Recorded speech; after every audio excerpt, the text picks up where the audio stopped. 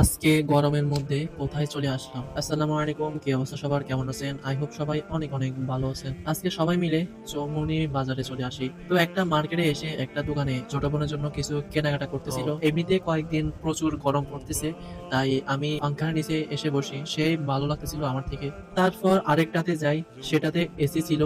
পুরো মন দিল সব ঠান্ডা হয়ে গেছে আমার। তারপর জোহরের নামাজ পড়ে আরেকটা দোকানে আসি, সেখানেও এসি, মানে ভিতরে শান্তিতে ভরপুর, আর বাহির হলে গরমে অশান্তি। তারপর দুপুরে খাবার খেতে সবাই মিলে একটা হোটেলে চলে আসি। ভরপুর খাওয়া দাওয়া শেষ করে এইগুলো খাই, বাট নাম জানি না।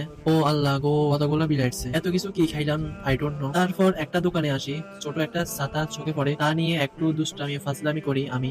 গরমে আমার অবস্থা পুরো ফা হয়ে গেছে। সিজনি ফল জাম খুব পছন্দের আমার, তাও নিয়ে নি। তো আপনারা কারা কারা পছন্দ করেন এই জামকে, অবশ্যই কমেন্ট করে জানাবেন। তারপর আমার চোখে পড়ে মদন মোহন স্কুলটা। এখানে একবার আমি বৃত্তি পরীক্ষা দিয়েছিলাম, তাই হঠাৎ স্কুলটার নাম চোখে পড়ে আমার মনে পড়ে গেল সেই পুরনো কথাটা।